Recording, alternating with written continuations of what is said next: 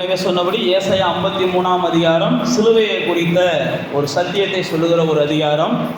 இந்த ஏசாயா 53ஆம் அதிகாரத்தில் நாம் வாசித்த இந்த 10, 11, 12 வசனங்கள் சொல்ல வர கருத்து என்னன்னு பார்த்தீங்கன்னா, இயேசு மரணத்தினாலே அல்லது சிலுவையினாலே நம்ம எல்லாம் பெற்றெடுத்தார். இதைத்தான் அங்கே கருத்தாக சொல்ல வருகிறார். இயேசு மரணத்தினாலே நம்ம எல்லாம் அவருடைய சந்ததிகளாக என்ன செஞ்சார்? கண்டடைந்தார். இயேசு தன்னுடைய மரணத்தினாலே, அதைத்தான் அவர் 10ஆம் வசனத்தில் சொல்லும்போது சொல்றாரு, கர்த்தரோ அவரை நொறுக்க சித்தமாகி அவரை பாடுகளுக்கு உட்படுத்தினார். அவருடைய ஆத்துமா தன்னை குற்ற நிவாரண பலியாக ஒப்பு கொடுக்கும் போது அவர் தமது சந்ததியை கண்டு அப்படின்னு போட்டிருக்கு. எப்போ அவர் சிலுவையில் இயேசு தொங்குனாரோ அப்பயே அவர் என்ன செஞ்சிட்டாராம்? தன்னுடைய சந்ததியாக உங்களையும் என்னையும் சிலுவையிலேயே அவர் என்ன செஞ்சார்? பார்த்தார் அப்படின்னு தான் நமக்கு வேதம் சொல்லுகிறது. தேவ பிள்ளைகளாகிய நீங்களும் நானும் இயேசுவாலே எங்கே பார்க்கப்பட்டோம், எங்கே கண்டுபிடிக்கப்பட்டோம் அப்படின்னா, அவர் சிலுவையில் தொங்கும் போதே உங்களை எல்லாம் அவர் மனசில் வச்சுட்டு தான் என்ன செஞ்சார்? தொங்கினார். உங்களை எல்லாம் மனசில் வச்சுக்கிட்டு தான் அவர் சிலுவையை சுமந்தார். நம்ம எல்லாம் மனசில் வச்சுக்கிட்டு தான் அவர் சிலுவையில் என்ன செஞ்சார்? அடிகளை பட்டார். நம்ம எல்லாம் மனசில் வச்சுக்கிட்டு தான் அவர் தன் ஜீவனை என்ன செஞ்சார்? விட்டார். ஏன் அப்படின்னா, இவர்களுக்கெல்லாம் இந்த பாடு வரக்கூடாது. நம்மளெல்லாம் ஏன் மனசில் வச்சார்னா, உங்களுக்காக நான் என்ன செஞ்சுறேன்? இந்த அவமானங்களை சகிக்கிறேன், இந்த சிலுவையை சகிக்கிறேன். அப்போ தேவ பிள்ளைகளாகிய நானும் நீங்களும் ஒன்றை புரிந்து கொள்ளணும். சிலுவையினாலே நாம் எல்லாம் தேவனுடைய சந்ததிகளாக என்ன செஞ்சோம்? அன்னைக்கே சிலுவையில் தேவனாலே பார்க்கப்பட்டோம். நீங்களும் நானும் இப்போ சாதாரணமான இங்கே கூடி வரலை. அதனால தான் பவுல் அப்போஸ்தலன் சொல்லும்போது, கலாத்தியரில் சொல்லும்போது சொல்கிறான், என் தாயின் கர்ப்பத்தில் இருக்கும்போதே அவனை பிரித்தெடுத்தார். கலாத்தியர் 1:15 சொல்கிறார், நான் என் தாயின் கர்ப்பத்தில் இருக்கும்போதே அவர் என்ன செஞ்சார்? என்னை பிரித்தெடுத்தார். அதே பவுல் அப்போஸ்தலன் பார்த்தீங்கன்னா எபேசியர் 1:3 சொல்லும்போது சொல்கிறாரு, உலக தோற்றத்துக்கு முன்னாடியே அவர் என்னை முன்குறிச்சார். உலக தோற்றத்துக்கு முன்னாடியே தேவன் என்னை முன்குறிச்சார். அப்போ நீங்களும் நானும் ஒன்றும் புரிந்து கொள்ளணும். 2000 ஆண்டுகளுக்கு முன்பாக சிலுவையில் நம்ம எல்லாம் இயேசு நினைச்சாரா அப்படின்னா, சிலுவையில் இல்லைங்க, உலகத்தை தோன்றுகிறதுக்கு முன்னாடியே 2020ஆவது ஆண்டு இவங்க பிறப்பாங்க, அல்லது கிறிஸ்து பிறந்ததுக்கு அப்புறம் 1980 இவங்க பிறப்பாங்க அப்படின்னு சொல்லி அவர் அனாதி ஞானம் உள்ளவர். நம்முடைய ஞானத்தை வச்செல்லாம் அவர் ஒப்பிடக்கூடாது. அவர் அனாதி ஞானம் உள்ளவர். அவருடைய ஞானம் அளவற்ற ஞானம். அவருடைய ஞானம், அவருடைய சிந்தையை அறிந்தவன் யார் அப்படின்னு பவுல் அப்போஸ்தலன் ரோமருக்கு எழுதும்போது சொல்றாரு. அவருக்கு யார் நீங்கள் ஆலோசனை கொடுக்க முடியுன்றார். அதனால் மாம்சத்தில் யோசிச்சு பார்த்தீங்கன்னா, உலகம் தோன்றுகிறதுக்கு முன்னாடி 1990 நான் பிறப்பேன்னு அவருக்கு எப்படி தெரியும்னு மாம்சத்தில் தான் கேட்கணும். ஆனால் வேதம் சொல்லுகிறது, பவுல் அழகாக தன்னுடைய நிருபத்தில் எபேசியருக்கு எழுதும்போது சொல்றார், உலக தோற்றத்துக்கு முன்னாடியே நான் அவருக்கு வேண்டும் என்று சொல்லி அவர் என்ன செஞ்சார்? அன்னைக்கே முன்குறித்து வச்சுட்டார். அவர் எழுதி வச்சது. இப்போ பாருங்க, ஒரு செல்போனில் நீங்கள் என்ன செய்கிறீங்க? 2029ஆவது ஆண்டு இந்த தேதியில் அப்படின்னு நீங்கள் குறித்து வச்சுறீங்கன்னு வச்சுக்கிடுவோம். 2029 நீங்கள் பார்க்கல, ஒரு செல்ஃபோனில் குறித்து வச்சுறீங்க. குறித்து வச்சுட்டிங்கன்னா 2029ஆம் ஆண்டு எந்த தேதியில் நீங்கள் குறித்து வச்சுருக்கீங்களோ அந்த தேதியில், எந்த டயத்தை நீங்கள் குறித்து வச்சுருக்கீங்களோ அந்த டயத்தில் பெல் அடிக்கும், உங்களுக்கு ஞாபகப்படுத்தும். புரியுதா நான் சொல்கிறது? உங்களுக்கு புரிகிறதுக்காக இந்த சொல்கிறேன் உதாரணத்தை. அதே மாதிரி தான் ஆண்டவர் உலக தோற்றத்துக்கு முன்னாடியே இந்த ஊரில், இந்த தேதியில், இந்த நேரத்தில் இந்த ஆள் பிறக்கும், இந்த ஆள் அதுக்கப்புறம் என்னை தேடும், இது ரசிக்கப்படும், நித்திய காலமாக என் கூட பரலோகத்தில் இருக்கும்னு சொல்லி உலக தோற்றத்துக்கு முன்னாடி நம்மளை குறிச்சிட்டார். அதைத்தான் வேதம் சொல்லுகிறது. உலக தோற்றத்துக்கு முன்னாடி அதான் பவுல் சொல்லும்போது சொல்கிறார், தாயின் கற்பத்தில் நான் இருக்கும்போதே. நீங்கள் தாவீதுனுடைய சங்கீதங்களை வாசிச்சு பார்த்தீங்கன்னா பல சங்கீதங்களில் சொல்லுவார், நான் தாயின் கற்பத்தில் இருக்கும்போதே என்னை நீங்கள் தான் டிசைன் பண்ணீங்க, உருவாக்குனீங்க. தாயின் கற்பத்தில் இருக்கும்போது நீங்கள் தான் என்னை ஆதரிச்சிங்க. தாயின் கற்பத்தில் இருக்கும்போது நீங்கள் தான் என்னை பராமரிச்சிங்க.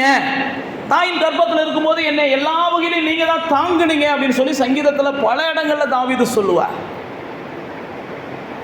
ஏன் நான் உங்களுக்கு சொல்லுகிறேன்னா, நம்முடைய தேவனுடைய செயல்பாடுகள் எல்லாமே மனுஷர்களாகிய நாமால நிதானிக்கலாம் முடியாது. நமக்கு தெரிஞ்சதெல்லாம் கொஞ்சம்தான். அதனால தான் தேவனை நம்ம மனுஷனை போல பார்க்கக்கூடாது. வேதம் சொல்லுகிறது, சிலுவையில் இயேசு நம்ம எல்லாம் கண்டார் 2000 ஆண்டுகளுக்கு முன்னாடியே. அதனால தான் இங்கே போட்டிருக்கு, அவர் என்ன செஞ்சார்? குற்ற நிவாரண பலியாக ஒப்பு கொடுத்து தன்னுடைய சந்ததிகளை பார்த்தார் அப்படின்னு போட்டிருக்கு. அதனால தான் எரேமியாவில் பார்த்தீங்கன்னா அந்த 31ஆம் அதிகாரத்துக்கு வந்தீங்கன்னா, சிலுவையில் பார்த்த உங்களை நான் அவங்க எரேமியா 31ஆம் அதிகாரத்தில் அவங்க பழைய ஏற்பாட்டு பரிசுத்தவான்கள், அவங்கெல்லாம் எகிப்திலிருந்து விடுதலையாக்கப்பட்ட பரிசுத்தவான்கள், அவர்கள்லாம் ஆபிரகாமின் மூலமாக தெரிந்தெடுக்கப்பட்ட பரிசுத்தவான்கள். அவர்களை குறித்து 31ஆம் அதிகாரம் 20ஆம் வசனத்தில் சொல்றாரு, எப்ராயிம் எனக்கு அருமையான குமாரன், அவன் எனக்கு பிரியமான பிள்ளை, அவனுக்கு விரோதமாக பேசினது முதற்கொண்டு அவனை நினைத்து கொண்டே இருக்கிறேன், ஆகையால் என் உள்ளம் அவனுக்காக கொதிக்கிறது, அவனுக்கு உருக்கமா நான் இறங்குவேன் அப்படின்னு சொல்லி எரேமியா 31:20 சொல்றார். என்னன்னா, இந்த ஜனங்கள் மீட்கப்பட்ட ஜனங்கள் அந்த மீட்பை புரிஞ்சுக்கிறல, அந்த மீட்பை அசட்டை பண்றாங்க. மீட்கப்பட்ட ஜனங்கள் தேவனை நேசிப்பதற்கு பதிலாக தேவ சாயலில் எதையோ உருவாக்கி நேசிக்க ஆரம்பிக்கிறாங்க. ஆனால் தேவன் என்ன செய்யறாருன்னா ரொம்ப வருத்தப்படுறாரு.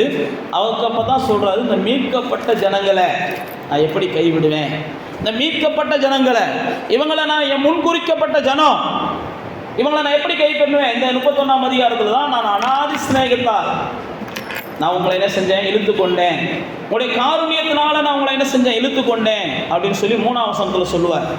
அநாதி சிநேகத்தினால தான் அந்த ஜனத்தை நான் மீட்டேன், அநாகதி சிநேகத்தினால தான் நான் இழுத்து கொண்டேன். அப்போ தேவ பிள்ளைகளாகிய நானும் நீங்களும் தேவனாலே சிலுவையிலே மறுபிறப்பை பெரும்படி முன்குறிக்கப்பட்டவர்கள். இயேசு சிலுவையிலேயே நம்ம எல்லாம் என்ன செஞ்சார்னா நினைத்து விட்டார். நாம் முதல்ல இயேசுவை நினைக்கல, அவர் தான் நம்மளை என்ன செஞ்சார், முதல்ல நினைச்சார். அப்படிதான் வேதம் நமக்கு பல இடங்கள்ல சொல்லுகிறது. நாம் முதல்ல அவரை தெரிந்து கொள்ளல, அவர் தான் நம்மளை தெரிந்து கொண்டார். நாம் அவரை முதல்ல நேசிக்கல, அவர் தான் நம்மளை முதல்ல நேசித்தார்.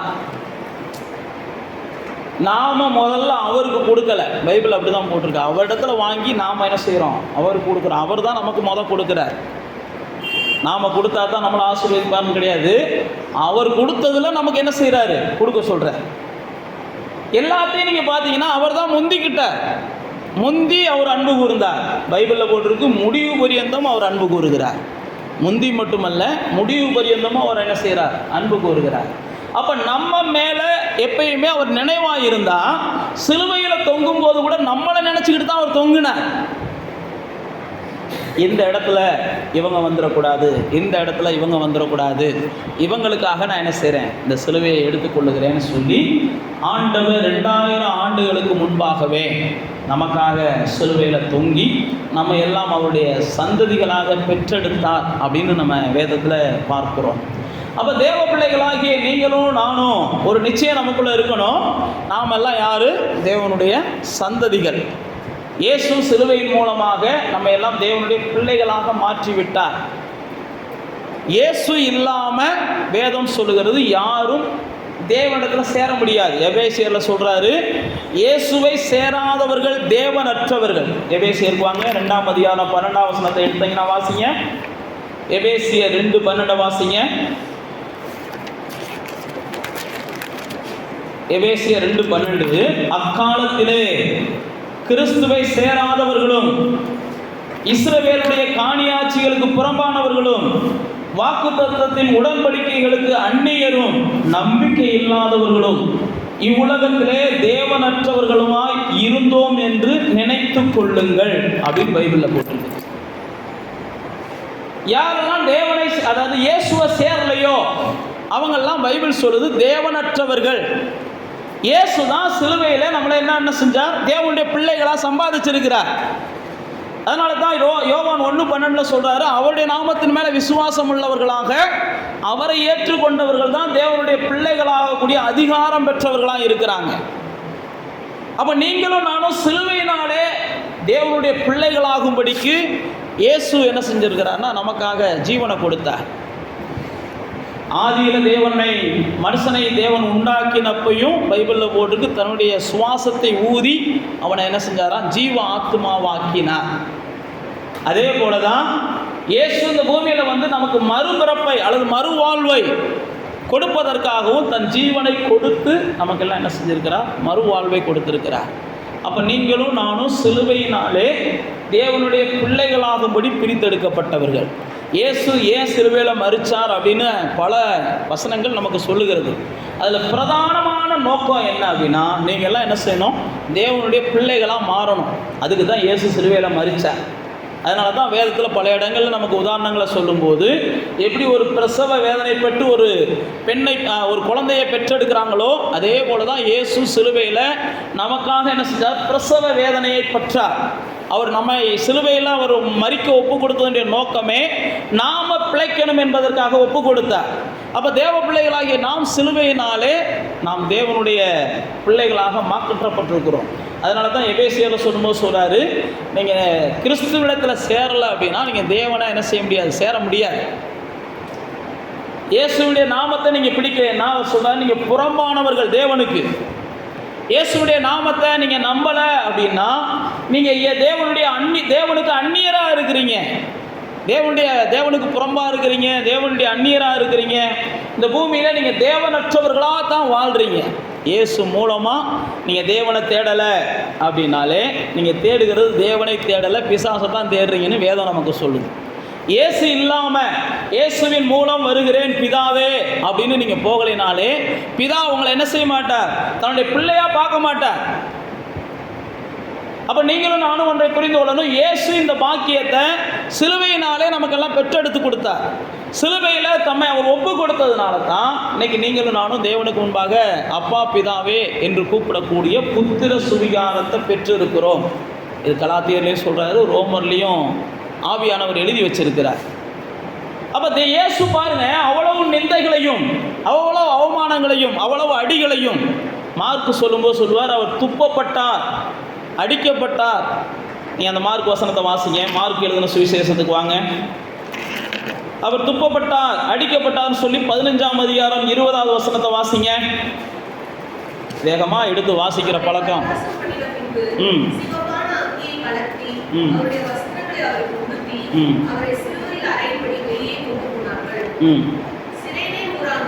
இல்லை, 15ஆம் அதிகாரம் 20வது வசனம் வாசிட்டீங்களா?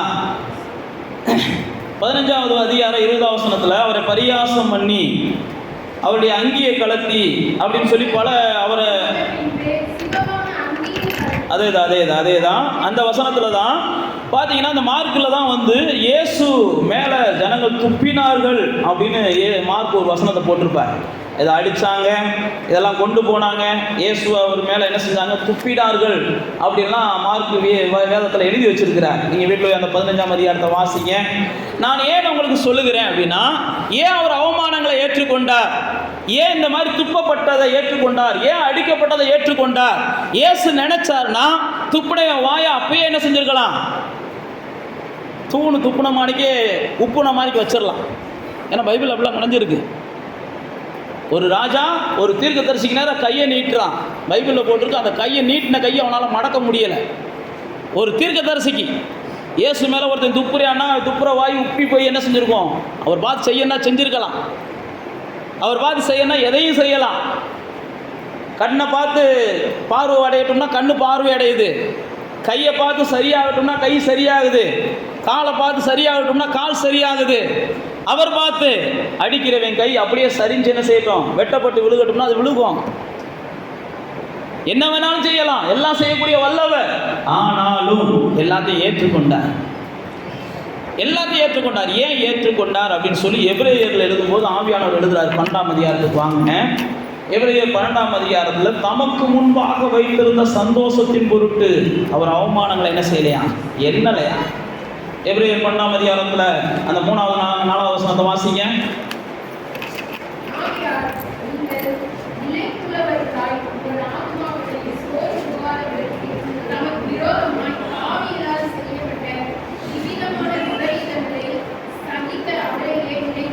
அந்த 2வது வசனத்தில் சொல்றாரு பாருங்க, அவர் தமக்கு முன் வைத்திருந்த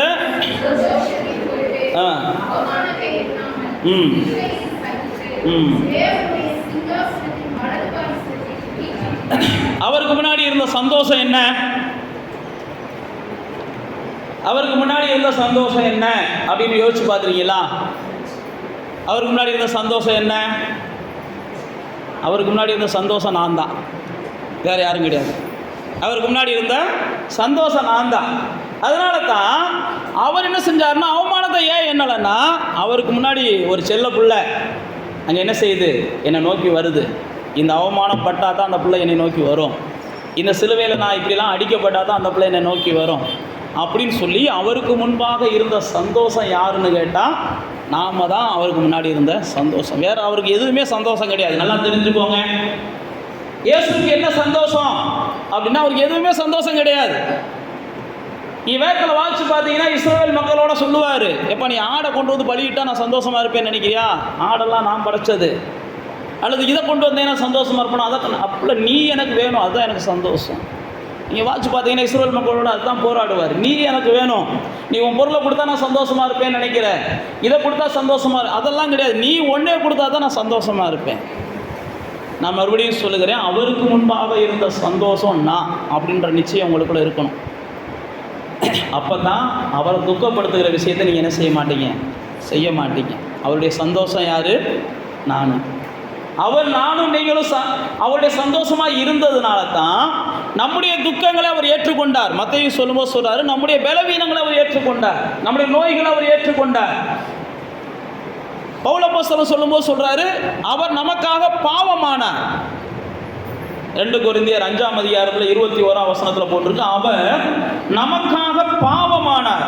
2 கொரிந்தியர் 5:21.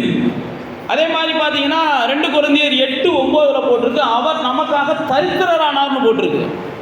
அவர் நமக்காக தரித்திரரானார். கலாத்தியர் 3:13 போட்டிருக்கு, அவர் நமக்காக சாபமானார்னு போட்டிருக்கு. நான் மறுபடியும் சொல்லுகிறேன், நாம பாவமாகி தண்டனை அனுபவிக்கணும், அவர் என்ன செஞ்சார்?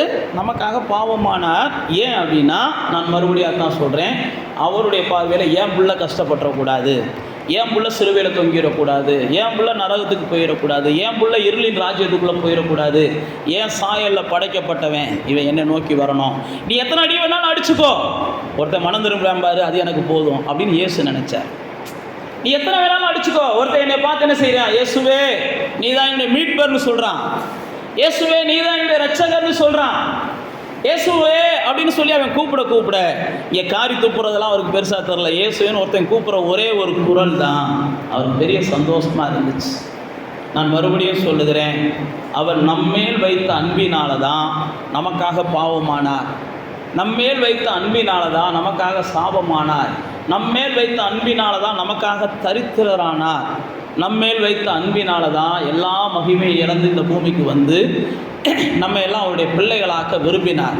அப்போ தேவனுடைய பிள்ளைகளாகிய நான் ஒரு நிச்சயம் புரிஞ்சுக்கிறணும், நான் தேவனுடைய சந்தோஷமாக இருப்பதற்காக தேவன் என்ன செஞ்சார்? இயேசுவை எல்லா பாடுகளுக்கும் உட்படுத்தினார். நானும் நீங்களும் தேவனுடைய சந்ததிகளாக மாறுவதற்காக, நானும் நீங்களும் தேவனிடத்திலிருந்து சந்தோஷத்தை பெற்றுக்கொள்வதற்காக, நீங்களும் நானும் நித்திய மகிழ்ச்சிக்கு போவதற்காக தேவன் இயேசுவை இந்த பூமிக்கு அனுப்பி எல்லா வகையான சாபத்தையும் அவர் மேலே சுமத்தினார். நம்ம மேலே இருந்த சாபத்தை எல்லாம் அவர் மேலே சுமத்தினார். அதனால தான் வேதத்தில் அந்த ஏசாயா சொல்கிறாரு, அவர் நொறுக்க சித்தமானார். ஏன் நொறுக்க சித்தமானார்? இவரை நொறுக்குனா தான் பூமியில் வாழ்கிற மனுஷன் ஏன் இதயத்தை நொறுக்கிறான்? அக்கிரமங்களை செஞ்சோம், ஆகாததை செஞ்சோம், பொல்லாததை செஞ்சோம், ஏன் இதயத்தை நொறுக்கிறான்? இவரை நொறுக்குனா தான் இதை பார்த்து அவன் திருந்துவான், இதை பார்த்து அவன் மனம் திருந்துவான். நமக்காக ஒருத்தர் அடிக்கப்பட்டார், நமக்காக நொறுக்கப்பட்டார், நமக்காக காயப்பட்டார். இயேசுடைய சிலுவை இல்லைன்னா நீங்களும் நானும் இந்த இடத்துக்கு வந்திருக்கவே மாட்டோம். இயேசு எனக்காக மரித்தார், இயேசு எனக்காக சாபமானார்னு சொல்லி தான் நம்ம எல்லாம் வந்திருக்கிறோம். ஆனால் தேவனுக்கு பாருங்க, இயேசு அந்த சிலுவையை சுமக்கும் போதெல்லாம் நான் ஏற்கனவே சொன்னபடி அவருடைய இருதயம் உங்களை நினச்சிக்கிட்டே தான் அவர் சிலுவையை சுமந்தார். சில நேரத்தில் சொல்லுவோம் பாருங்க, எப்பா நான் ஒன்றையவே நினச்சிக்கிட்டே இந்த பாதையில் நடந்து போனேன்ப்பா, ஆனால் எனக்கு ஒன்றுமே என்ன செய்யலை, தெரியலை. இப்போ தான் நீ சொல்லுவோம் தான் தெரியுது, இவ்வளோ கடினமான பாதையில் நான் நடந்து வந்திருக்கிறேன். நிறையா பேருடைய கனவை அச்சீவ் பண்ணவங்க, கனவை சாத்தியமாக்கினவங்கள்ட்ட கேட்டு பாருங்கள், எப்படி இந்த கனவை சாத்தியமாக்குனீங்க? ஐயோ, அந்த கனவை சாத்தியமாக்குனதுக்கு ஒரே நோக்கம், அந்த கனவை நான் என்ன செஞ்சேன், என் கண்ணு முன்னாடி நிப்பாட்டிக்கிட்டு ஓடிக்கிட்டே இருந்தேன், எந்த காதல் வாங்குறதையும் நான் கவனிக்கலை, என்ன பண்ணுறதையும் நான் கவனிக்கலை, அதனால தான் நான் அடைஞ்சேன் அப்படிம்பாங்க. அதே போல் தான் இயேசு உங்களை தனக்கு முன்னாடி நிப்பாட்டிட்டு, அவன் அடிக்கிறவனை வாட்டினா அடிக்கிறியா அடிச்சுக்கோ, துப்புறவனை துப்புறியா துப்பிக்கோ, அல்லது வேறு என்ன சேட்டை பண்ணணுமோ பண்ணிக்கோ, என்ன சேட்டை பண்ணாலும் பண்ணிக்கோ. ஆனால் எனக்கு என் பிள்ளை என்ன செய்ய போகுது, என் கூட பரலோகத்துக்கு வரப்போகுது, என் பிள்ளை நித்திய ராஜ்யத்துக்கு வரப்போகிறது. நான் மறுபடியும் சொல்கிற சத்தியம் அதுதான். உங்கள் மேலே வச்சுருந்த அன்பினால தான் இயேசு சிலுவையை சகித்தார். இல்லைன்னா அவர் சிலுவையில் என்ன செஞ்சுருக்க மாட்டார், நின்றுக்கவே மாட்டார்.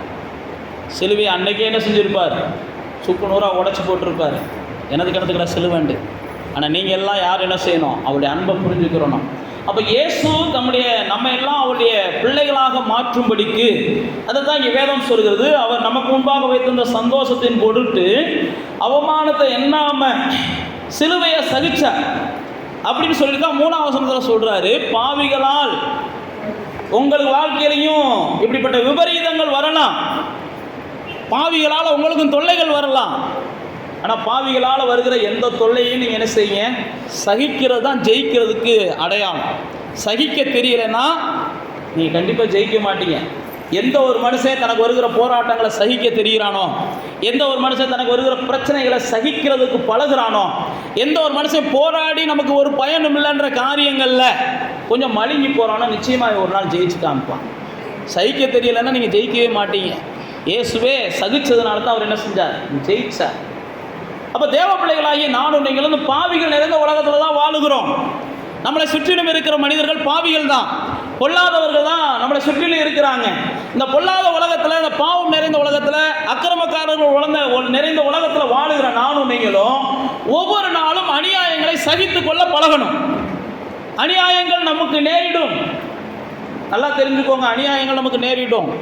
அநியாயங்கள் நேரிடும் போதெல்லாம் நீங்கள் ஆண்டவரை நினச்சிக்கொள்ளணும். அவருக்கு அவ்வளோ அநியாயம் வரும்போது, அவளுக்கு அவ்வளோ அநியாயம் நேரிடும் போது, அதனால தான் அங்கே சொல்லுது, பாவிகளால் வந்த விபரீதங்களை சகித்து கொண்டால் அவரை நினச்சிக்கோங்க. அநியாயம் நமக்கு நேரிடும் போது நமக்கு பொங்க தோணுச்சுனாலே நல்லா தெரிஞ்சுக்கிறோம், நம்ம அவரை நினைக்கலன்னு அர்த்தம், அவரோட சரியான உறவுல இல்லைன்னு அர்த்தம். அநியாயங்கள் நேரிடும் போது கொஞ்சம் என்ன செய்யுங்க, பைபிளில் போட்டு சகிச்சுக்கோங்க. அநியாயக்காரர்கள் நிச்சயம் அறுப்புண்டு போவாங்க. அநியாயம் செய்கிறவங்க கண்டிப்பாக உங்களுக்கு கண்ணுக்கு முன்னாடியே பார்ப்பீங்க, அவங்க வாழ்க்கையில் நடக்க போகிறதையும் பார்ப்பீங்க. ஆனால் நீங்கள் என்ன செய்யணும், ஆண்டவரே இந்த அநியாயத்தை சகித்துக்கொள்ள எனக்கு பலன் தாங்க, இந்த பாவிகளால் வருகிற விபரீதங்களை சகித்துக்கொள்ள எனக்கு பலன் தாங்க. நான் மறுபடியும் அதுதான் சொல்லுகிறேன், இதுதான் நீங்கள் தேவனுடைய பிள்ளைகள்ன்றதுக்குரிய அடையாளம். தேவனுடைய பிள்ளைகள் என்னென்னா, இயேசுவில் இருந்து அந்த சிந்தை உங்கள்கிட்ட வரணும், இயேசுனுடைய செயல்கள் அந்த உங்களுக்குள்ளே வரணும். அப்போ இயேசு பாருங்கள், எல்லா வகையிலும் நல்லவராக இருந்தார், எல்லாருக்கும் நன்மை செஞ்சார். ஆனால் அவருக்கு எந்த தீமை செஞ்சாலும் அதை என்ன செஞ்சார், அங்கீகரித்தார், அதாவது ஏற்றுக்கொண்டார். அதனால தான் இயேசு தன்னுடைய மலை பிரசங்கத்தில் சொல்லும்போது, உங்களை ஒரு மைல் தூரம் கூப்பிட்றானா ரைட்டு போ, திரும்ப கூப்பிட்டவன் வீட்டுக்கு போன்றானா திரும்ப போ, ஆனால் என்ன செய்யாத, தீமையோடு எதிர்த்து நிற்காத. இதெல்லாம் இயேசு சொன்னது. 2 அங்கி வச்சுருந்தா உன்னை கொடுத்துரு, உன்னை எடுத்துக்கொள்ள விரும்புகிறவனுக்கு போடான்னு விட்டுருங்க, போமான்னு விட்டுருங்க. கொஞ்சம் நான் மறுபடியும் தான் சொல்கிறேன், நீங்கள் விட அதற்கான முடிவு சீக்கிரத்தில் வரும். நீங்கள் விடாமல் பிடிச்சிக்கிட்டே மல்லுக்கட்ட முடிவே வராது. நீங்கள் மல்லுக்கட்டிக்கிட்டே சாகிறது வரை கிடைக்க வேண்டியதான். அப்போ தேவ பிள்ளைகளாகிய நாம் இங்கே பாருங்க, ஆண்டவருடைய வசனம் நமக்கு சொல்லுகிறது, நம்மை அவருக்கு முன்பாக வைத்திருந்தார். அப்போ நீங்களும் நானும் அவரை நமக்கு முன்னாடி வச்சிடணும். அப்போ தான் நம்ம சந்தோஷமாக இருக்க முடியும். நம்ம அவருக்கு முன்னாடி வச்சுருந்ததுனால அவர் சந்தோஷமாக இருந்தார். நானும் நீங்களும் எல்லா சூழ்நிலையிலையும் அவரை நமக்கு முன்னாடி வச்சிட்டோம்னா என்ன செஞ்சுருவோம், சந்தோஷமாக இருப்போம். எந்த பாதையிலையும் நம்ம ஈஸியாக கடந்து போவோம். ஏன்னால் வேதத்தில் பார்த்தீங்கன்னா, இளைய குமாரன் மனம் திரும்பி வந்தபோது தகப்பன் சந்தோஷப்பட்டான். இளைய குமாரன் மனம் திரும்பி வந்தபோது தகப்பன் சந்தோஷப்பட்டான், ஆனால் மற்றவங்க சந்தோஷப்படலை. ஆனால் தகப்பன் வந்து அவன் சந்தோஷப்பட்ட உடனே அவன் செய்த குற்றங்களை எல்லாம் அவன் நினைக்கல, திரும்பி வந்துட்டான். அது போது எனக்கு எத்தனையும் தொலைச்சிட்டு போ, திரும்பி வந்துட்டேன். நான் மறுபடியும் தேவ பிள்ளைகளாகி நான் உங்களுக்கு சொல்கிறது அதுதான். தேவன் போன வாரம் நான் சொன்னபடி நம்ம எத்தனை முறை திருந்த விரும்பினாலும் நமக்கு வாய்ப்பு கொடுக்குறவர் தேவன் ஒருவர் தான். நமக்கு 4 வாட்டி மனிதர்கள் வாய்ப்பு கொடுப்பாங்க, 5ஆவது வாட்டி வாய்ப்பே கொடுக்க மாட்டாங்க. நீங்கள் உண்மைக்கே திருந்தினா கூட ஏற்றுக்கிற மாட்டாங்க. பைபிளில் போட்டிருக்கு, பவுல் திருந்திட்டான்னு சொன்னதை சீசர்கள் ஏற்றுக்கலையா, பைபிளில் போட்டிருக்கு. பவுல் திருந்திட்டான்றத, சவுல் திருந்திட்டியான் அப்படின்றத சீசர்கள் ஏற்றுக்கலையா, நம்ப மறுத்தாங்களாம். ஏன்னா அவன் அவ்வளவு கொடுமையுள்ளவனாக இருந்தான். இந்த நாமத்தை யாராவது சொன்னாங்கன்னா அவங்கள போய் பிடிச்சி அடிச்சியான். இந்த நாமத்தை எங்கேயாவது கேள்விப்பட்டா அப்படிப்பட்டவங்கள கட்டி இழுத்து கொண்டு போவேன், ரோட்டில் இழுத்துட்டு போவேன். அப்படியா கொஞ்ச ஆள் திருந்திட்டான உடனே ஜனங்கள் நம்ப மறுத்தார்கள்னு போட்டிருக்குது. அதே மாதிரி தான் சில நேரத்தில் நம்ம திருந்தினாலும் ஜனங்கள் நம்பாது, நம்ம மாறினாலும் ஜனங்கள் நம்ப மாட்டாங்க. ஆனால் வேதம் நமக்கு சொல்லுகிறது, நீங்கள் திருந்த நினைச்சீங்கன்னா இளையகுமாரனை போல இயேசு சொன்னார் பாருங்க, 70 முறையாக இருந்தாலும் சரி திருந்த விரும்புகிறவர்களுக்கு நீங்கள் வாய்ப்பு கொடுங்க அப்படின்னு சொன்னார். அதே போல தான் இங்கே பாருங்க, இளையகுமாரன் வந்த உடனே, அவன் திருந்தின உடனே தேவன் அவனுக்கு கொடுக்க வேண்டியதெல்லாம் மறுபடியும் கொடுத்தாருன்னு தான் வேதம் போட்டிருக்கு. அவனை மறுபடியும் அவனுக்கு ஆடையை கொடு, அவனுக்கு மோதிரத்தை கொடு, அவனுக்கு பாதரட்சியை கொடு. அவன் எதுவும் இல்லாதவனா இருக்கவே கூடாது. ஏன்னா அவன் திருந்திட்டான். திருந்துறதுக்கு முன்னாடி நீங்கள் எல்லாத்தையும் இழந்திருக்கலாம், ஆனால் திருந்திட்டீங்கன்னா திரும்ப எல்லாத்தையும் அவர் என்ன செய்கிறார், உங்களுக்கு புதுசாக தர்றாரு. திருந்தின உடனே ஏன்னா நீங்கள் தேவ பிள்ளையாக மாறிடுறீங்க. அங்கே பாருங்கள், அந்த இளையகுமாரன் அவன் அங்கிட்டு இங்கிட்டு அலைஞ்சிக்கிட்டு இருந்தப்பெல்லாம் அவன் தகப்பனுடைய பிள்ளையாக மாறலை. எப்போ தகப்பன்ட்ட வந்தானோ அப்போ தான் அவன் தகப்பனுடைய பிள்ளையாக மாறணும். அப்போ நீங்களும் நானும் எப்போ இயேசுவின் மூலமாக தேவனுடைய சமூகத்துக்கு போகிறோமோ அப்போயே நம்ம தேவனுடைய பிள்ளையாக மாறுறோம். தேவ பிள்ளையாக மாறுறதுக்கப்புறம் நான் ஏற்கனவே சொன்னபடி நம்முடைய சந்தோஷத்துக்கு என்னென்ன தேவையோ அதையெல்லாம் அவர் உருவாக்க ஆரம்பிக்கிறார். நம்முடைய சந்தோஷத்துக்கு என்னென்ன தேவையோ அதெல்லாம் உருவாக்க ஆரம்பிக்கிறார். அப்போ தேவ பிள்ளைகளாகிய நானும் நீங்களும் இயேசுவின் மூலமாக தேவனுடைய சந்ததிகளாக மாற வேண்டும் என்பதற்காக இயேசு சிலுவையில் என்ன செஞ்சார், தன்னுடைய ஜீவனை கொடுத்தார். இயேசு ஜீவனை கொடுத்ததுனால தான் இன்றைக்கி நீங்களும் நானும் தேவனை பார்க்குறோம். இல்லைன்னா நம்ம என்ன செஞ்சுருக்க மாட்டோம், தேவனெல்லாம் பார்க்க முடியாது. தேவ சமூகத்தில் அப்படி உட்கார முடியாது. நீங்கள் பாருங்கள், மற்ற மதத்தினரை போய் பாருங்கள், மற்ற சாமி கும்பிட்றவங்களாம் பாருங்கள், தேவ சமூகத்தில் யாருக்கும் இவ்வளோ துணிகரம்லாம் இருக்காது. யாராவது போய் பாருங்கள், திருப்பதி கோயிலில் போய் அந்த திருப்பதி சிலைக்கு முன்னாடி இப்படி யாராவது உட்கார முடியுமான்னு பாருங்கள், ஒரு நிமிஷம் நிற்க கூட விட மாட்டாங்க. அதே மாதிரி தான் எந்த தர்காவுக்கும் போங்க, நம்ம ஆலயத்தில் மட்டும்தான் என்ன செய்கிறோம். ஏன் அப்படின்னா தேவன் அப்படிப்பட்ட பாக்கியத்தை நமக்கு என்ன செஞ்சுருக்கிறார், கொடுத்துருக்கிறார். நாம் எல்லாம் அவருடைய பிள்ளைகள், அவருடைய சந்ததிகள் இப்படின்னு சொல்லி நீங்கள் பாருங்கள், எந்த ஆலயத்தில் இப்படி சேர் போட்டு உட்கார வச்சு சாமியை கும்பிட வைக்கிறாங்களான்னு போய் பாருங்கள். சேர் போட்டு உட்கார வச்சு எந்த சாமியாவது நம்ம கும்பிட வைக்கிறாங்களான்னா எந்த சாமியும் கும்பிட வைக்க மாட்டாங்க. இந்த சாமி ஒரு சாமியை தான் என்ன செய்கிறோம், ஏசி போட்டு கூட கும்பிட வைக்கிறோம். ஏன், நாமெல்லாம் அவருடைய பிள்ளைகளாக சிலுவையினால் என்ன செஞ்சுருக்கிறோம், உருவாகியிருக்கிறோம் சிலுவையினால். அப்போ தேவ பிள்ளைகளாகிய நமக்குள்ளே ஒரு நிச்சயம் இருக்கணும், இயேசு என்னுடைய சந்தோஷத்துக்காக சிலுவையை சகிச்சார். இயேசு என்னுடைய சந்தோஷத்துக்காக அவர் மறுபடியும் இந்த பூமியில் மனுஷனாக எல்லாத்தையும் ஏற்றுக்கொண்டார். இப்போ நானும் நீங்களும் யார், தேவனுடைய பிள்ளைகளாக மாறி இருக்கிறோம். தேவனுடைய நினைப்பெல்லாம் நம்ம நினச்சி தான் அந்த பூமியை உருவாக்குனார், நம்ம நினச்சி தான் அந்த வானத்தை உருவாக்குனார், நம்ம நினச்சி தான் எல்லாத்தையும் உருவாக்குனார், நமக்காக உருவாக்கப்பட்டதான் எல்லாம். ஆனால் நானும் நீங்களும் என்ன செய்யலாம், அவரை நினைக்க மறந்துட்டோம். அவர் தான் நம்மளையே நினச்சிக்கிட்டே கிடந்தார். நாம் என்ன நினச்சோம்னா, பைபிளில் போட்டிருக்கு, மனம் போன போக்கில் போக ஆரம்பித்தோம். அவங்களுக்கு தோன்றுகிற உபாயங்களை, தந்திரங்களை கையாள ஆரம்பித்தோம். இதுக்கெல்லாம் என்னடா முடிவுன்னா, இனிக்கிற எல்லாத்தையும் என்ன செய்யணும், இயேசுவின் நாமத்தின் மூலமாக பரலோகத்துக்கு கொண்டு வரணும். தேவன் ஒரே வழியை திட்டமிட்டார். எல்லா வழியும் பரலோகத்துக்கு வராது, எல்லா வழியும் தேவனிடத்தில் நம்மளை கொண்டு போகாது. அதனால தான் இயேசு என்ன செஞ்சார், தேவன் என்ன செஞ்சார், ஒரே வழி தான். அதனால தான் இயேசு சொன்னார், நான் தான் வழி, என்ன இல்லாமல் ஒருவன் என்ன செய்ய முடியாது, பிதாவிடத்தில் வர முடியாது. அதனால் உலகத்தாரை போல நீங்களும் நம்பக்கூடாது. 100 பாதையில் இது ஒரு பாதை கிடையாது, ஒரே பாதை தான் தேவனிடத்தில் போகுது. கிறிஸ்துவை சேராதவர்கள் தேவனற்றவர்கள், கிறிஸ்துவை சேராதவர்கள் ஜீவனற்றவர்கள். வேதம் அப்படி தான் நமக்கு சொல்லுது. கிறிஸ்துவை சேராதவர்கள் வெளிச்சமற்றவர்கள். நீங்கள் நல்லா புரிஞ்சுக்கிறணும், கிறிஸ்துவ தான் வெளிச்சமானவர். முற்காலத்தில் நீங்கள் எல்லாம் அந்தகாரமாக இருந்தீங்க, கிறிஸ்துவோட வந்ததுனால தான் நீங்கள் எல்லாம் வெளிச்சமாக மாறி இருக்கிறீங்க. இப்படி தான் நமக்கு வேதம் சொல்லுது. முன்னாடி நீங்கள் எல்லாம் அந்தகாரத்தில் இருந்தீங்க, கிறிஸ்துவத்தில் வந்ததுனால தான் வெளிச்சமாக மாறி இருக்கிறீங்க. அப்போ தேவ பிள்ளைகளாகிய நமக்குள்ள ஒரு நிச்சயம் இருக்கணும், தேவன் என்னை கிறிஸ்துவின் மூலமாக தன்னுடைய பிள்ளையாக மாற்றி இருக்கிறார். கிறிஸ்துவின் மூலமாக எப்படி மாற்றினார் அப்படின்னா, கிறிஸ்து தன்னுடைய சொந்த ரத்தத்தை சிந்தி நம்மளை சம்பாதிச்சிருக்கிறார். அப்படி தான் நமக்கு வேதம் போட்டிருக்குது. சொந்த ரத்தத்தை சிந்தி சம்பாதிக்கப்பட்ட ஜனங்கள் நீங்களும் நானும். அப்போ இயேசு கிறிஸ்துவுடைய ரத்தத்தினாலே நான் மறுபடியும் என்ன செஞ்சுருக்கிறேன், இந்த பிறப்பை பார்த்துருக்கிறேன். இயேசுடைய அந்த பைபிளில் போட்டிருக்குவாருங்க, அவர் என்ன செஞ்சார், என்னைய முன்னாடி வச்சதுனால தான் அந்த சிலுவையை அவர் பொருட்படுத்தலை. அப்போ நீங்களும் நானும் இயேசுவை முன்னாடி வச்சிட்டோம்னா இந்த உலகத்தில் வருகிற எந்த ஒரு பிரச்சனையும் பாடுகளையும் பார்த்து சோர்வடைய மாட்டோம். அதனால தான் எபிரேயரில் அங்கே சொல்கிறாரு, உங்களுடைய ஆத்துமாக்கள்ல நீங்கள் சோர்வடைந்துடக்கூடாது. அதனால தான் இயேசுவை நீங்கள் நினச்சி கொள்ளுங்க. அதுக்கு வசனத்தில் சொல்லும்போது சொல்வார், இயேசுவை நோக்கி ஓடுங்க. 12ஆம் அதிகாரம் வசனத்தில் சொல்லும்போது சொல்வார், இயேசுவை நோக்கி ஓடுங்க, இயேசுவை நோக்கி ஓடுங்க. அதே 12ஆம் அதிகாரத்தில் சொல்வார், இயேசு என்ன செய்யுங்க, நினச்சி கொள்ளுங்க. நம்மளை அவர் நினச்சிக்கிட்டார், நம்மளை நோக்கி அவர் ஓடி வந்தார். நம்மளை நோக்கி வந்ததுனால தான் சிலுவை அவர் என்ன செஞ்சார், எளிதாக சுமந்தார். இயேசு சிலுவையை சுமந்ததுனால தான் நானும் நீங்களும் இன்றைக்கி என்ன செஞ்சுருக்கிறோம், தேவனுடைய பிள்ளைகளாக மாறி இருக்கிறோம். அப்போ நானும் நீங்களும் ஏற்கனவே சொன்னபடி தேவனுக்குடைய சந்தோஷமாக நம்ம இருக்கிறோம். நமக்கு என்னென்னலாம் செஞ்சால் நாம் சந்தோஷமாக இருப்போமோ அத்தனை அவர் செய்கிறார். அதனால தான் பாவத்தை ஏற்றுக்கொண்டார், சாபத்தை ஏற்றுக்கொண்டார், தரித்திரத்தை ஏற்றுக்கொண்டார். வேதத்தில் இன்னும் எத்தனையோ போட்டிருக்கு, பலவீனங்களை ஏற்றுக்கொண்டார் அப்படின்னு சொல்லி ஏராளமான வசனங்கள் போட்டிருக்குது. ஆனால் நீங்களும் நானும் அந்த இயேசுவை சந்தோஷப்படுத்துகிறபடி தான் இந்த பூமியில் என்ன செய்யணும், இனி வாழணும். இயேசுடைய பிள்ளையாக நம்ம மாறிட்டோம். ஏற்கனவே இருந்தபடி நம்ம இருந்தோம்னா இயேசுடைய பிள்ளை என்ற அங்கீகாரத்தை நம்ம இழந்துருவோம். புரியுதா நான் சொல்கிறது? இது புது வாழ்க்கை. இதுக்கு முன்னாடி நீங்கள் இயேசுவை ஏற்றுக்கொள்ளாததுக்கு முன்னாடி பைபிளில் போட்டிருக்கு, நீங்கள் பொய் சொல்கிறவளா இருந்திருந்தால் பரவாயில்ல, இனி நீங்கள் என்ன செய்யக்கூடாது, பொய் சொல்லக்கூடாது. இதுக்கு முன்னாடி நீங்கள் விபச்சாரம் செஞ்சவங்களா இருந்திருக்கலாம், ஆனால் இனி என்ன செய்யக்கூடாது, விபச்சாரம் செய்யக்கூடாது.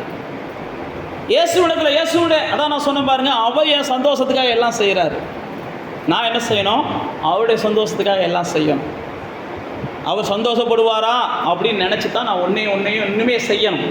அப்படி செஞ்சால் தான் இந்த வாழ்க்கை ஒரு பயனுள்ள வாழ்க்கையாக என்ன செய்யும், இருக்கும்.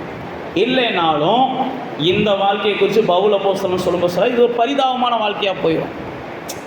கர்த்தரை நம்புகிறவர்கள் பாக்கியவான்கள். பரிதாபமான வாழ்க்கைக்கு வேணுமா, பாக்கியமான வாழ்க்கை வேணுமான்றது முடிவெடுக்க வேண்டியது நம்ம கையில் தான் இருக்குது. கர்த்தர் நமக்கு பாக்கியமான வாழ்க்கைக்குரிய வாசல்களை திறந்து கொடுக்குறார். நீங்களும் நானும் பாக்கியமாக மாறணும். பைபிளில் பார்த்தீங்கன்னா யோபுவை குறித்து போட்டிருக்கு, தன்னை பொல்லாப்புக்கு விலக்கினான் அப்படின்னு இயேசு அவனை குறித்து சாட்சி கொடுக்குறார். என் தாசனாகிய யோபுவின் மேலே கவனம் வைத்தாயான்னு சாத்தாட்ட கேட்குறாரு.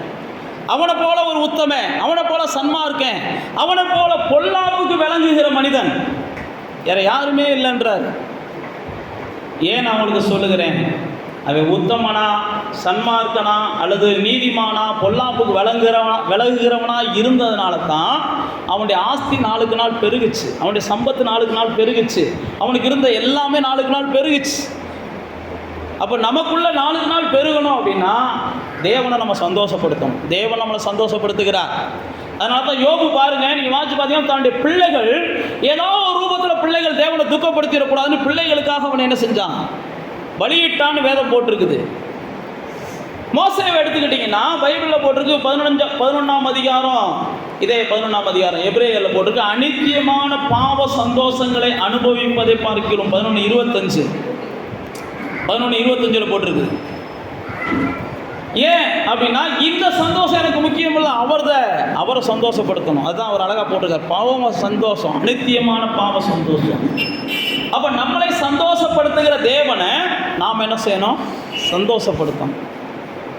மோசே பாருங்க, தன்னை தேவனை சந்தோஷப்படுத்த அவன் முயற்சி பண்ணுறான். அவன் தேவனை சந்தோஷப்படுத்த கூடாத அளவுக்கு அவனுக்கும் பல பிரச்சனைகள், அவனுக்கும் பாடுகள்.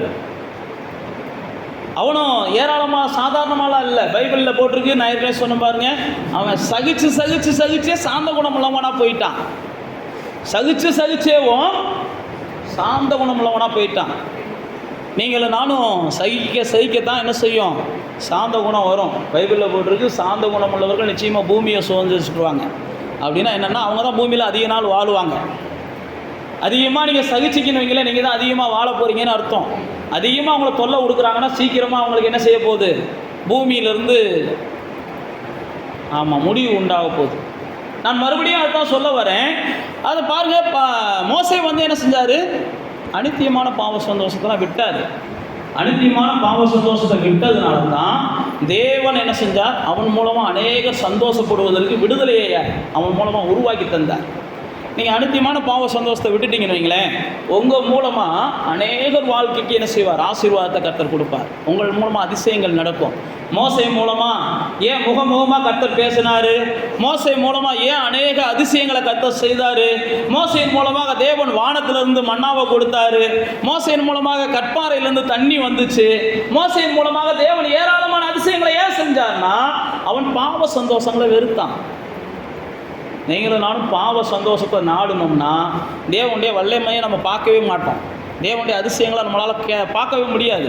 பாவ சந்தோஷத்தை வெறுக்கிறவங்க தான் அடுத்தவங்க சந்தோஷத்துக்கு ஆசீர்வாதமாக இருப்பாங்க. இல்லைன்னா அடுத்தவங்களுக்கு இவங்க என்ன செய்வாங்க, இவங்க தான் பாவியாச்சே. பாவ சந்தோஷத்தை விரும்புகிறவங்க அடுத்தவங்களை நிம்மதியாகவே இருக்க விட மாட்டாங்க. நீங்கள் நல்லா தெரிஞ்சுக்கோங்க, அடுத்தவங்க நிம்மதியை பார்த்து நீங்களும் நானும் சந்தோஷப்படணும். பைபிள் அப்படி தான் நமக்கு சொல்லுது. சந்தோஷப்படுறவங்கள உடனே நீங்கள் என்ன செய்யுங்க, சந்தோஷப்படுங்க. துக்கப்படுறவங்கள உடனே சேர்ந்து துக்கப்படுங்க. இப்போ இந்த மோசேவை கர்த்தர் அடுத்த அநேகருடைய சந்தோஷத்துக்கு காரணராக வச்சதுக்கு ஒரு காரணம், அவன் பாவ சந்தோஷத்தை என்ன செஞ்சான், வெறுத்தான். தாவீதை குறித்து பார்க்குறோம். தாவீதை தேவன் தன்னுடைய இருதயத்துக்கு ஏற்றவர்னு சொல்கிறாரு. ஆனால் அவன் என்ன செஞ்சான், ஆண்டவரே என் வாயின் வார்த்தைகளும் என் இதயத்தின் தியானங்களும் என்ன செய்யணும், உமக்கு பிரியமாக இருக்கணும். நீங்கள்லாம் எத்தனை பேர் ஜோம் பண்ணியிருக்கீங்கன்னு தெரியலை. நீங்கள் ஜோம் பண்ணுறதெல்லாம் எதுக்காக ஜோம் பண்ணுவீங்க? கை கால் சுகம் வேணும், என் பிள்ளைக்கு இது வேணும், என் கணவனுக்கு இது வேணும், அது வேணும், இது வேணும்னு தான் சொல்லியிருப்பீங்க. இன்றைக்கி இப்படிப்பட்ட ஜபங்களை நீங்கள் ஏறெடுத்துனீங்கன்னா பாக்கியம் வேண்டாம். தாவீது பாருங்கள், வேதனை உண்டாக்குகிற வழிகள் என்கிட்ட இருக்கோ என்ன பார்த்து என்னை நித்திய ஜீவனுள்ள பாதையில் நடத்துங்கப்பா அப்படின்றான். அவனுடைய ஜெபமே வேறு லெவல். இப்படி நல்ல ஆவியானவரை கொண்டு என்ன செய்யுங்க, செம்மையான பாதையில் என்னை நடத்துங்க. அவனுடைய ஜெபமே வேறு லெவல். நம்ம ஜெபம்லாம் ஒவ்வொரு நாளும் காலையில் எழுந்திரிச்சோன்னே என்ன ஜெபம் பண்ணுறோம், இதைத்தான் ஜெபம் பண்ணுறோம். நைட்டு தூங்குறப்ப என்ன ஜெபம் பண்ணுறோம், இதைத்தான் ஜெபம் பண்ணுறோம். என்னைக்காவது ஆண்டவரை சந்தோஷப்படுத்தணும்னு நம்ம ஜெபம் பண்ணியிருக்கோமான்னு தெரியலை. அப்படி ஜெபம் பண்ணியிருந்தீங்கன்னா உண்மைக்கு நீங்கள் பாக்கியவான்கள். ஜெபம் பண்ணலைன்னா இனிமேலாவது என்ன செய்யுங்க, ஜெபம் பண்ணுங்க. எப்படியாவது நான் என் ஆண்டவரை என்ன செய்யணும், சந்தோஷப்படுத்தணும். தாவீதுக்குடைய நோக்கம்லாம் அதுதான், என் ஆண்டவரை சந்தோஷப்படுத்தணும். அதுக்கப்புறம் தான் ஆண்டவர் என்ன செஞ்சார், ஏப்பா சாமி நான் உன்னையே சந்தோஷப்படுத்தணும்டான்னு அவர் இறங்கிடுறாரு. உடனே அவன் என்ன செய்கிறான், ஆண்டவரை இதுவரைக்கும் நீ எனக்கு செஞ்சதே போதும் அப்படின்றான். இல்லை இல்லை இல்லை, இன்னும் நான் உனக்கு என்ன செய்வேன் சொல்லி தேவன் இறங்கி ஏராளமாக தாராளமாக அவனுக்கு செய்ய ஆரம்பிச்சிடுறாரு. ஒரே ஒரு காரணம், அவன் தேவனை சந்தோஷப்படுத்த விரும்பினான். தேவனை சந்தோஷப்படுத்த விரும்புகிற நான் சொன்ன பாருங்க, யோபுவுக்கு கர்த்தர் என்ன செஞ்சார், கைவிடாமல் நடத்தினார். தேவனை சந்தோஷப்படுத்த விரும்பின மோசேவை கொண்டு அநேகருடைய வாழ்க்கைக்கு சந்தோஷத்தை ஏற்படுத்தினார். தேவனை சந்தோஷப்படுத்த விரும்பின தாவீதை கொண்டு கர்த்தர் என்ன செஞ்சார், பெரிய மாபெரும் அரசனாக மாற்றினார். உங்கள் வாழ்க்கையில் நீங்கள் தேவனை சந்தோஷப்படுத்துகிறதுக்கு கொஞ்சமாவது முயற்சி பண்ண ஆவியானவர் விரும்புகிறார். நீங்கள் தேவனை சந்தோஷப்படுத்தணும் அப்படின்னா ஒன்றும் இல்லை, சாதாரணமாக தேவ ஆவியானவர் உங்கள்கிட்ட என்ன செய்வார், இடைப்பட்டுக்கிட்டே இருப்பார். நீங்கள் தேவனை சந்தோஷப்படுத்தணும்னு விரும்புகிறீங்கன்னு வைங்களேன், தேவ ஆவியானவர் உங்கள்கிட்ட இடைப்பட்டுக்கிட்டே இருப்பார். அதுக்கு செவி கொடுத்தீங்கனாலே சந்தோஷப்படுத்திடலாம். சரி இதை பேசாத அப்படின்னா கொஞ்சம் என்னை கேட்டால் நான் உங்களுக்கு ஈஸியாக சொல்கிறேன்னு வைங்களேன், முடிஞ்ச அளவுக்கு நீங்கள் பேச்சை குறைக்க ஆரம்பிச்சிட்டிங்கனாலே நீங்கள் தேவனை சந்தோஷப்படுத்த ஆரம்பிச்சிருவீங்க. முடிஞ்ச அளவுக்கு, வேறு ஒன்றும் இல்லை. அதனால தான் தாவீது சொல்லுவான், ஆண்டவரே என் உதடுகளின் வாய்ச்சலுக்கு காவல் வையும்பான். என் வாயின் வார்த்தைகள் கொஞ்சம் என்ன செய்யுங்க, தேவனை சந்தோஷப்படுத்தணும்னு விரும்புகிறவங்க தான் உதடுகளை, தான் வாயை, தான் நாவை கொஞ்சம் கட்டுப்படுத்தினா போதும், பெருசாக நீங்கள் சாதிக்க வேண்டாம். அதனால தான் யாக்கோபு என்ன செய்கிறாரு, நாவு உங்களை கரைப்படுத்தும்பா, கொஞ்சம் நாவை மட்டும் என்ன செய்யுங்க, கொஞ்சம் கண்ட்ரோலாக வச்சுக்கோங்கன்றார். அப்போ தேவ பிள்ளைகள் நீங்கள் என்ன செய்யும், கொஞ்சம் ஆண்டவரை சந்தோஷப்படுத்தணும்னு நினைக்கிறவங்க இந்த நாவினாலே துதித்தல் வரணும், சவித்தல் வரக்கூடாது. இதெல்லாம் வேதம் நமக்கு சொல்லுது. இதில் துதிக்கணும் ஆண்டவரே, யாரையும் நான் சவிக்கக்கூடாது. அப்போ தேவனை சந்தோஷப்படுத்தணும்னு நினச்சிட்டிங்கன்னா உங்கள் நாவை கொஞ்சம், வாயை கொஞ்சம் குறைக்க ஆரம்பிங்க. கண்டிப்பாக தேவனை சந்தோஷப்படுத்துகிற மனுஷியாக நீங்கள் மாறிடுவீங்க. அதனால தான் தாவீது சொல்கிறான், ஆண்டவரே என் வாயின் வார்த்தைகளும் என் இதயத்தின் தியானங்களும் என்ன செய்யட்டும், உமக்கு பிரியமானதாக இருக்கட்டும். அப்போ தேவ பிள்ளைகளே, நம்மை அவர் சந்தோஷமாக வைத்திருந்தார். நம்மை அவர் சந்தோஷமாக வச்சதுனால தான் சிலுவையை சுமந்தார். இப்போ நம்மளை அவர் சிலுவையெல்லாம் சுமக்க சொல்லலை. நீ என்னை சந்தோஷமாக வச்சுக்கிறோம்னா நீ சிலுவையை சுமப்பான்லாம் சொல்லலை. அவர் சொல்கிறதெல்லாம் ஒன்றே ஒன்று தான், என்னையே சந்தோஷமாக வச்சுக்கிறணும் அப்படின்னா என் ஆவியானவருக்கு செவி கொடு, அவ்வளோதான். எபிரேயரில் சொல்லும்போது சொல்கிறார், முற்காலங்களில் ஆவியானவருக்கு செவி கொடுக்காமல் உங்கள் இருதயத்தை கடினமாக்குனீங்க. முற்காலங்களில் நீங்கள் ஆவியானவருக்கு செவி கொடுக்காமல் உங்களுடைய இருதயம் வழுவி போகிறதா இருந்துச்சு. முற்காலத்தில் நீங்கள் ஆவியானவருக்கு செவி கொடுக்காமல் உங்களுடைய இருதயம் பொல்லாதவைகளை நாடுகிறதா இருந்துச்சு. இதெல்லாம் ஆவியானவரை குறித்து எபிரேயரில் பரிசுத்தவான் எழுதி வைக்கிறார். அப்போ ஆவியானவருக்கு செவி கொடுத்தீங்கனாலே ஆவியானவர் என்ன செய்கிறாருன்னா, பைபிளில் போட்டுருக்கு, தேவனுடைய ஆழங்களை அறிந்தவர், தேவனுடைய இருதயம் என்ன விரும்புதுன்றத உங்களுக்கு ஆவியானவர் எளிதாக என்ன செய்வார், சொல்லி கொடுப்பார். தேவன் எதில் சந்தோஷப்படுவார் அப்படின்றத ஆவியானவர் உங்களுக்கு சொல்லி கொடுப்பார். அதனால தான் நான் உங்களுக்கு மறுபடியும் சொல்லி முடிக்கிறேன். இயேசு சிலுவையின் மூலமாக நம்மை பெற்றெடுத்தார். இயேசு சிலுவையின் மூலமாக நம்மை பெற்றெடுத்ததுடைய நோக்கம், நானும் நீங்களும் இயேசுவை போல இந்த பூமியில் என்ன செய்யணும், தேவனுடையவர்களாக வாழணும். எப்படி ஒரு புளிய மரம் புளிய விதையை போட்டால் புளியம்பழத்தை கொடுக்குது, ஒரு மாமரம் விதையை போட்டால் மாம்பழத்தை கொடுக்குது. அதே போல தான் இயேசுவால் நான் பிறந்திருக்கிறேன் அப்படின்னா நானும் இயேசுவை போல் என்ன செய்யணும், சொல்ல மாட்டேங்கிறீங்களே? ஆமாம், இயேசுவை போல் நிற்கணும், வளர்ந்து நிற்கணும். நான் இயேசுவால் பிறந்திருக்கிறேன். அதான் சொல்கிறேன்ல, ஒரு மாமரம் மாம்பழத்தை கொடுக்குது. எந்த மாமரமாவது பார்த்துருக்கீங்களா கொய்யாப்பழத்தை கொடுத்து? இல்லை, எந்த மாமரமாவது வேறு ஏதாவது பழத்தை கொடுத்து பார்த்துருக்கீங்களா? மாம்பழம்னா அது என்ன செய்யும், மாமரம்னா மாம்பழத்தை தான் கொடுக்கும். அதே போல தான் நாமெல்லாம் இயேசுவால் பிறந்திருக்கிறோம். இயேசு தான் எங்களுடைய விதை, இயேசு தான் எங்கள் வித்து, இயேசு தான் எங்களுடைய இயேசுன்ற ரத்தத்தினால தான் நாங்கள் ஜனிப்பிக்கப்பட்டோம். அப்படின்னா இயேசுவை போல நானும் நீங்கள் என்ன செய்யணும், பிதாவை சந்தோஷப்படுத்தணும். இயேசு பாருங்கள், சிலுவையில் கூட ஜெபம் பண்ணுவார், இந்த பாத்திரம் நீங்க கூடுமானால் நீங்கட்டும், ஆகிலும் ஏன் சித்தத்தின்படி அல்ல என்ன செய்யட்டும், உங்கள் சித்தம். எனக்கு பிடிக்கலை, இந்த பாத்திரத்தில் பானம் பண்ண எனக்கு பிடிக்கலை, ஆனாலும் நீ விரும்பினேன்னா கண்டிப்பாக நான் என்ன செய்கிறேன், பானம் பண்ணுறேன். பைபிள் அப்படி தான் போட்டிருக்கு. உடனே தேவன் என்ன செஞ்சாராம், பைபிளில் போட்டிருக்கு, அவனை பலப்படுத்தினாரா, இயேசு தூதனை கொண்டு பலப்படுத்தினாரா. தூதனை கொண்டு பலப்படுத்தினதுனால இயேசு என்ன செஞ்சார், பிதா கொடுத்த எந்த ஒரு பாத்திரத்தையும் அவர் வெற்றிகரமாக முடித்தார். அப்போ தேவனை சந்தோஷப்படுத்த நீங்கள் என்ன செய்யணும், சில நேரத்தில் உங்களுடைய உள்ளம் ஏற்றுக்கிறல, விரும்ப மாட்டேங்குது. சில விஷயத்தை விடுவதற்கு உங்களுடைய உடல் விரும்ப மாட்டேங்குது. நான் மறுபடியும் சொல்லுகிறேன், மாம்சமும் மனசும் விரும்பினதை செஞ்சீங்கன்னா நீங்கள் கோபாக்கினியின் பிள்ளைகளாக இருப்பீங்கன்னு எபேசியர் 2ஆம் அதிகாரத்தில் வேதம் நமக்கு எழுதுது. ஆவியில் தான் என்ன செய்தான், ஜீவன் இருக்குதான். ஆவியின் சிந்தை தான் ரோமர் 8ஆம் அதிகாரத்தை நீங்கள் வாட்சி பார்த்தீங்கன்னா, ஆவியின் சிந்தை மாம்சத்தின் சிந்தை. ஆவியின் சிந்தை உங்களுக்கு ஜீவனை கொடுக்கும், மாம்சத்தின் சிந்தை உங்களுக்கு மரணத்தை கொடுக்கும். ஆவியின் சிந்தை உங்களுக்கு சமாதானத்தை கொடுக்கும், மாம்சத்தின் சிந்தை உங்களுக்கு கலவரத்தை கொடுக்கும். அப்போ நீங்கள் என்ன செய்யணும், இந்த ஆவியின் சிந்தையில் வந்துட்டீங்கன்னா ஆண்டவரை பிரியப்படுத்திடுவீங்க. ஆண்டவரை பிரியப்படுத்திட்டீங்கன்னா நான் சொன்ன பாருங்கள், தாவீதுக்கு அள்ளி அள்ளி கொடுத்தது மாதிரி நீங்களே போதும் போதும்னு சொன்னால் கூட ஆண்டவர் உங்களை இந்த உலகத்தில் என்ன செய்வார், மேன்மைப்படுத்திக்கிட்டே இருப்பார். நீங்கள் ஆண்டவரை சந்தோஷப்படுத்துங்க, ஈஸியாக மேன்மை அடைஞ்சிடுவீங்க. ஈஸியாக நீங்கள் மேன்மை அடையணும்னா ஒரே வழி தான், நீங்கள் ஆண்டவர் என்ன செய்யுங்க, சந்தோஷப்படுத்துங்க. ஆண்டவருக்கு எது பிடிக்கும் எது பிடிக்காது அப்படின்னு தெரிஞ்சுக்கிட்டு செயல்படுங்க. பாருங்கள், ஒரு ஸ்டாலின் இருக்கிறாரு முதலமைச்சராக, அவருக்கு ஒரு பிஏவாக இருக்கிறவர் என்ன பிடிக்கும் என்ன பிடிக்காதுன்னு தெரிஞ்சு செயல்பட்டால் தான் அவரால் அடுத்த பிஏவாக அவரால் தொடர முடியும்.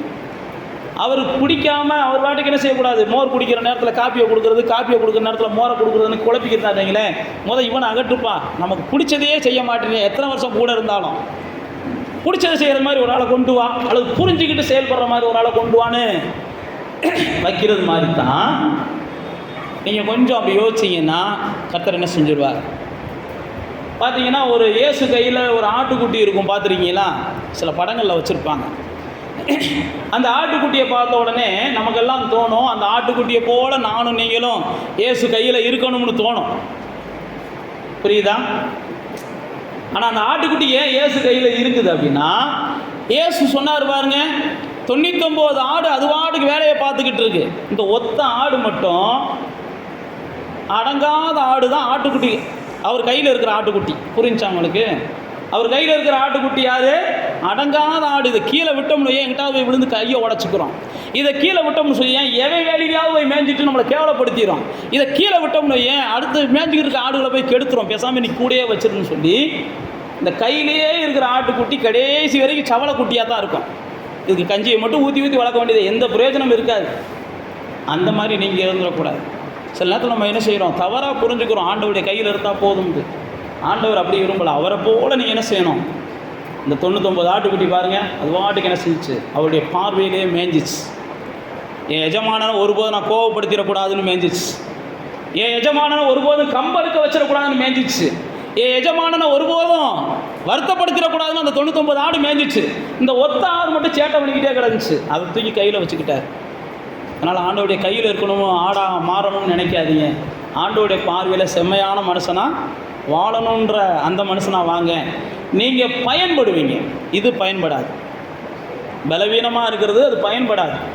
அது பாட்டுக்கு மேய்கிற ஆடு பயன்படும்.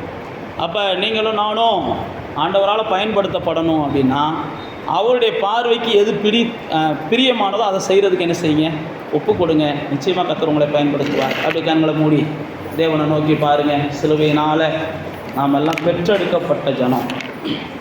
சிலுவையினால் நாம் எல்லாம் பெற்றெடுக்கப்பட்ட ஜனம். நம்ம பேரெல்லாம் பரலோகத்தில் எழுதியிருக்குது.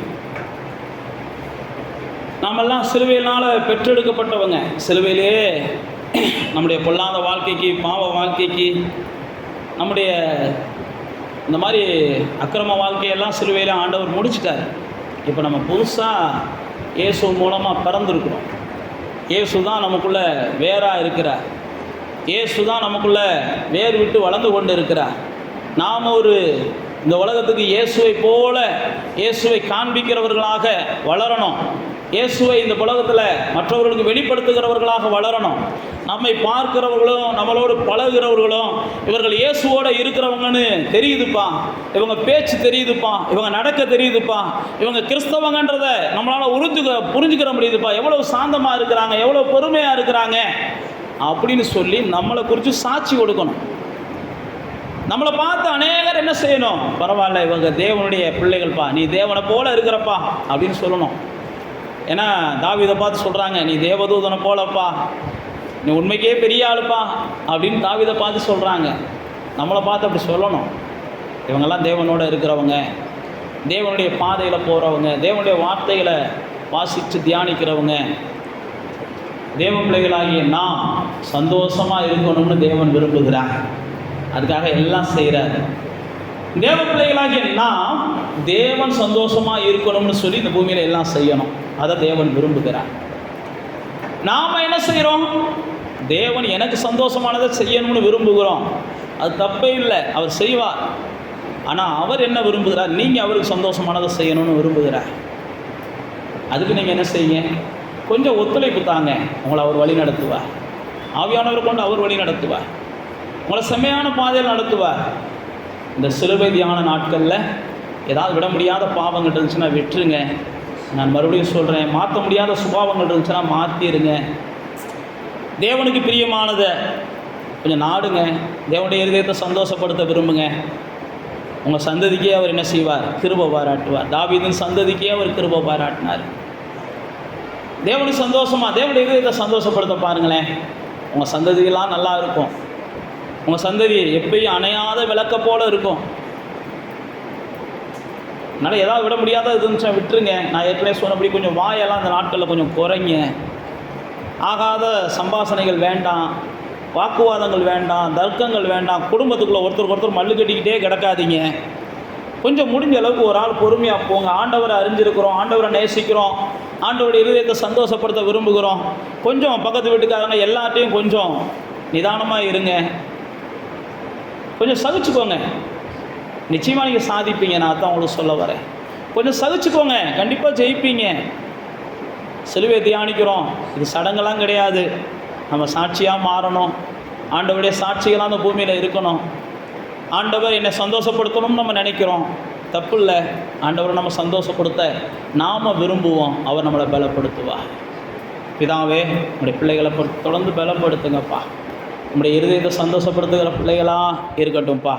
நம்முடைய இருதயத்தை சந்தோஷப்படுத்துகிற பிள்ளைகளாக வாழட்டும்ப்பா. ஆண்டவரே, நம்முடைய இருதயத்தை துக்கப்படுத்துகிற ஏதாகிலும் இந்த நாட்கள் அவங்களுக்கு இருக்கும்னா ஞாபகப்படுத்திடுங்க. இப்பொழுதே அதிலிருந்து அவங்க வெளியே வரட்டும்.